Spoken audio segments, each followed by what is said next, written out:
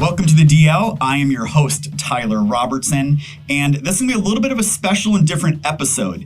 I was recently at Heavy Duty Aftermarket Week in Texas, and another person that we work really closely with is Jamie Irvine of the Heavy Duty Parts Report. Unfortunately, he wasn't able to make the event, but he already had a podcast booth set up on the floor of the trade show. And I said, no problem, Jamie, you can't make it. I'll do your show for you, as long as we get to use the content as well on our platform. So this is a little bit of a crossover episode with the Heavy Duty Parts Report. So sit back, enjoy, and thank you for listening. We are at the Heavy Duty Aftermarket Week here in Grapevine, Texas. We are at the Gaylord, just a big, huge hotel, convention center, absolutely fabulous atmosphere here. It's great to be back at live events. Your normal host, Jamie Irvine, is not able to attend this show. We're doing it live here, and unfortunately, with Canada, restrictions, COVID, all that fun stuff, he's unable to attend. So I'm your guest host. I'm Tyler Robertson. I am the CEO and founder of Diesel Laptops. I've also been on the show. So I said, Jamie, no problem, man. I'll take over and do some guest episodes for you, which is great because our guest today is actually a company Diesel Laptops works with as well. Yeah. So I want to introduce you to Bill Mirth, the Director of Business Development at IPD. Bill is actually a returning guest. He's giving me a hard time. What do we do? What do we talk about? I'm like, Bill, you've been in episode 10, episode 74, episode 101. Like, I think you've done this more than I've done this. It's not getting any easier. Well, Bill, welcome to the show. Welcome to Grapevine, Texas. How's everything been going for you guys so far here? Thank you, Tyler. And sorry to miss you, Jamie. It's like having Ed McMahon step in and host a show. It's a little strange, but it's great to be here. Yeah. So how's, I think traffic's a little light here and everything. Obviously, we lost some people and people are still a little nervous, but it's been busy. People are walking, people are networking. There's things going on. Is this your first event or have you guys started to do them again? Where's things at? We had some events that were really early on just to kind of put our foot forward, but the HDAW event has always been a fantastic event and it is so good to be back. Yeah, it's not quite as, the crowds in the aisles as normal, but it's been a very, very productive show. And we're very, very excited. And just to see these faces, the industry is made up of phenomenal people. It's what makes this industry great. And to get back after 2 years and see everybody has been a phenomenal experience. So I've been talking to Vince Barry, at your company for 2 years on Zoom sessions. Yes. It felt weird doing a face-to-face. Yes. And you realize he's only 4'5". That's he's going to love us for this. It's a little shocking, but yes. Well, let's just say this. We're here at HDAW. There's a lot of discussions this show about the future of trucking, right? Mm-hmm. There's all kinds of things going on. I mean, there's futuristic robots driving trucks. There's electrification, but there's new technology, new things happening. What are any trends you're starting to see kind of unfold here when we talk about like just diesel engine repair? For diesel engine repair, the engines have been getting more sophisticated over the last 10 years and so forth with emissions and so forth. And some of the technology on the pistons have become so sophisticated. But what's phenomenal about that is that the aftermarket is able to keep up. I remember I've been in the engine parts business for a few decades now. And, there's always this talk back in the 90s or late 90s and early 2000s that the aftermarket may not be able to survive because the engines are becoming more and more sophisticated and not just anybody can produce a part anymore and so forth. But we could not have been any further from the truth at that point. The aftermarket on engine is thriving, and it's that entrepreneurial spirit, it's the ingenuity, it's the imagination that gets this done. And the aftermarket is alive and well in 2022 and will continue to do so. So I've been around this industry a little bit on the repair side for 2 decades now. Man, it feels weird to say that, I'm getting old. But I remember take transmissions and drive axles. I remember our shops actually rebuild those things. They'd only make it 500,000 miles if they need to rebuild. And then all of a sudden machining got better and they got more precise and better lubricants. And all of a sudden transmissions have 1,000,000-mile warranties and we're not rebuilding them. We're just swapping them out because it's quicker and easier. I can only imagine as new engines have developed with each iteration, the emission cycles and these things, the same things happen. They've just gotten the machining better, the tighter tolerances. That's got to put pressure on an aftermarket provider such as yourself to constantly deal with the changes and those things that are happening. Yes, and really the neat part about being with IPD is the innovation. We have a long history of innovation, and we tend to look at an engine in its process of being rebuilt. So it's not a brand new engine off the showroom floor. This is an engine that has been rebuilt once, twice, three times, maximizing the life of that engine and actually the resources. It's actually a green process to rebuild instead of just throw away. And our innovations of looking at engines as they're being rebuilt and finding problems that occur throughout that process that maybe was not ever thought of when they were designing that original engine. And so we come out with parts to solve problems. You know, our steel liner for ISX, we to prevent a block being ventilated due to a failure, or cryo-treated head bolts, or special grooves in liners and so forth to give a better fit in an older block. All of this sort of stuff is what we do to make that engine last and continue to be able to be rebuilt over a long period of time. So, at our company, at Diesel Laptops, we're trying to build these parts platforms, right? And figure out ways to let people do real e-commerce on websites digitally. Mm-hmm. And a lot of the places we talk to, they're like, yeah, we want to sell parts. And we start having conversations with them. And eventually like, well, show us your line card. Show us who you're stocking. I'm actually shocked how few of them carry engine parts. Yes. Right? Like why aren't they? And why should they be?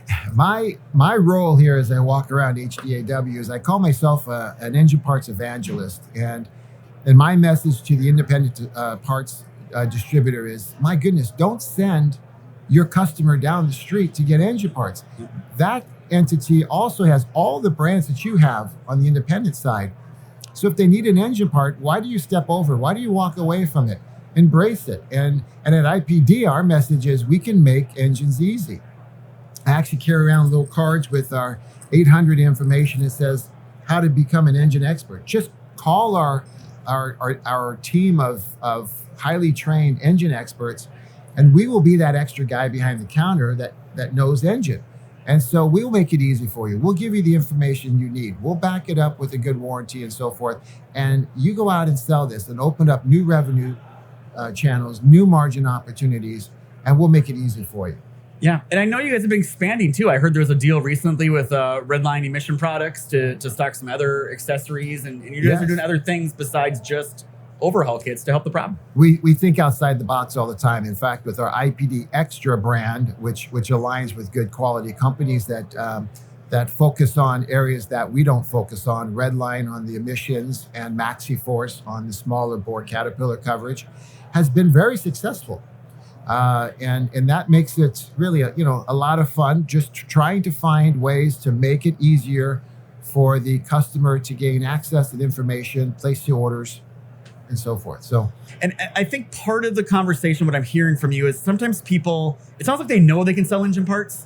They're just kind of a little scared. It's not brakes. It's not fifth wheels. It's not suspension. It's, man, that's an expensive engine that if we sell something or do something wrong, that's a $30,000 fix. Boo-boo, not a $500 boo-boo. So, the stakes are high. So how do you guys help them kind of overcome that? Are the stakes really that high, or is it just more of a fear and they just don't understand? It's more of a fear. You also have to know, I mean, somewhere along the line, there's a trained mechanic that's going to be putting those parts on too. That's going to say, well, this piston doesn't fit in this hole. There's lines of defense along the way of, to make sure that the parts are going in. We can start with good information, no matter who you call when it comes to engine parts. They're going to want to know the numbers off of the engine. And once we have that, we can go in and tell you what you need.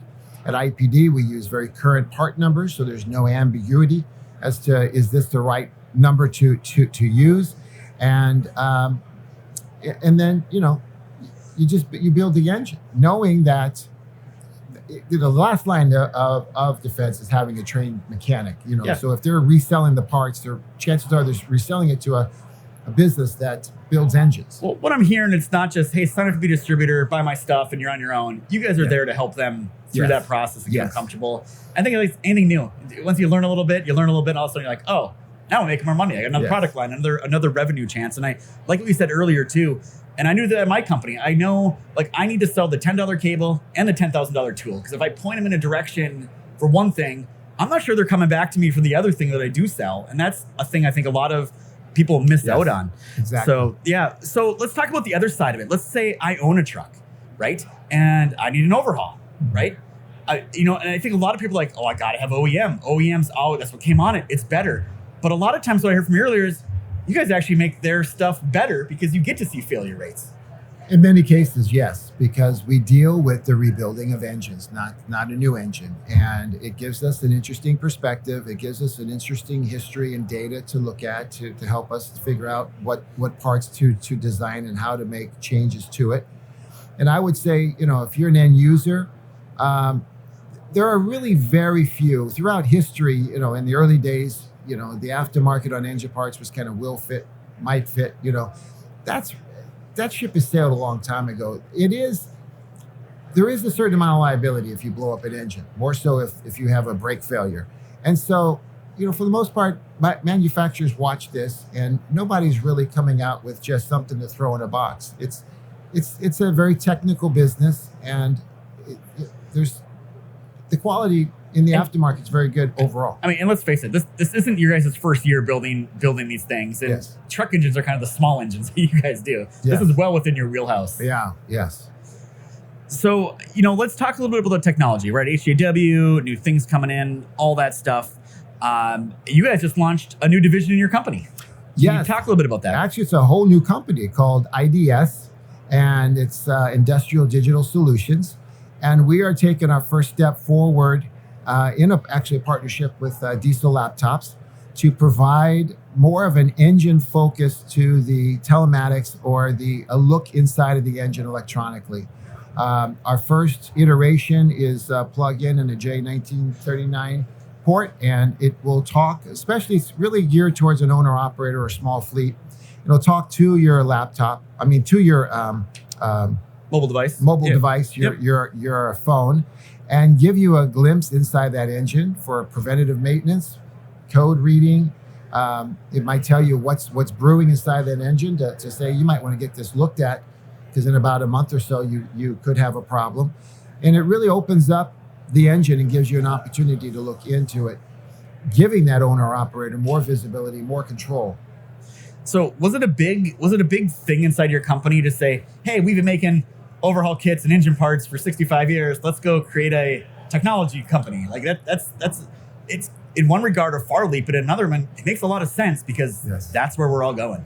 And we love to innovate. We love to think outside the box, and we love to find ways to satisfy our customers, give them a way to solve a problem with the end user. Okay. It's really about the guy that throws away the box or the guy that owns the equipment, and giving them tools to make their lives easier and more productive and profitable in the end. So the other kind of trend I see that I feel we need to talk about, because like everybody talks about, there's talks going on, speaking engagements, it's supply chain. Yes. Right? Is there product available? Is there not product available? When's it going to get better? You guys obviously manufacture parts. You're a global company. You're shipping things literally on almost every continent. Give us just a little overview. How are things? Are they getting better? When's this going to get better? Well, there's an old Depeche Mode song. I don't want to spread any blasphemous rumors, but I think that the aftermarket gods have got a poor sense of humor, and they've ramped up demand and they've taken away supply. So it's like, what? And it's been okay. We've been getting through it. At IPD, we like to ship the same day at least a 98% fill rate. Those days are temporarily out the window, but we're doing a very good job. We've been actually having record sales, and in the end, we look back and we say, "Wow, we've shipped more than we ever did," even though we think we can't get product. But we're getting a lot of product. I think the worst of the backlog or the slowness of getting product is behind us. It doesn't mean it's going to fix itself anytime soon, but we think the worst is over. We're able to adjust now, and I think I see better days ahead. But we've weathered the storm rather well. So as a company, is this now like hey, we need to start thinking about if this ever happens again and have contingency plans? Does that start coming to the conversation then at a strategic level? I think everybody's looking at it and saying, how can I retire before it happens again? So, I'm thinking the same thing. Literally, I mean, we're 7-year-old company, right? But we're growing fast, doing these things. I literally, and this is a big deal to us, we literally have a 7-figure purchase order that we can't fill, and we're on like day 90 or whatever it is now. And it's so frustrating. It's a tough thing. It's frustrating. And as I hear people talk about their own businesses at the distributor level, it's like, we're going to have a great year if we can get parts. So it's really being experienced by everybody. We think we're faring better than others. And, and that could take, air freight. It could take expedited shipments. I mean, we're spending a fortune to get product in. But in the end, we got to keep engines moving. The engine parts business, much like the trucking business, it keeps our economy going. I always challenge young people when they talking about what to do and what industries to go in. I'll say, no matter where you're standing, look around and know that a truck built that. Your house, that TV, the Apple sitting on your counter, it's all trucks. And we've got to keep that going. And then behind that for IPD on the industrial side is the oil and gas and the construction and the industrial. So these are critical markets, and we will go above and beyond to keep those parts in stock, to keep those engines being built, to keep us all moving forward. Well, I'll tell you, the person I feel bad for, or the persons in the company, is these people that have been in the back office of procurement and purchasing. No one's ever cared, right? Because things have just flowed, and all of a sudden, they must be getting hit from like the CEO down to the counter guy. Like, where's my stuff? I worked with a person for 32 years. I never knew his name. And now I'm like, hey, Bob, I need you. Come here. Want lunch? You're my new best friend. Like, where's my stuff? Yeah, I'm joking. But it is. And they deserve a lot of credit, even though they often reach the frustration end of things. But at IPD, I can tell you that our team is phenomenal. And, it's funny, you either are buying too much or you're not buying enough. And it's always too much from the finance people and not enough from the salespeople. So they drink a lot, but Hey, I'm a CEO. I thought that was my job to drink a lot. But apparently I got some company. Everybody's drinking now. Buy stock in alcoholic companies, right? That's what everyone needs to learn about this. So, well, hey, with all that said, I want to say to everyone here, you've been listening to the Heavy Duty Parts Report. I'm your guest host, Tyler Robertson. We've been speaking with Bill Mirth, the Director of Business Development at IPD, a wily veteran on the Heavy Duty Parts Report. I'm sure we'll get him back on here again. To learn more about IPD, visit ipdparts.com. I also know they have the other website as well they've launched to do with the technology side of things.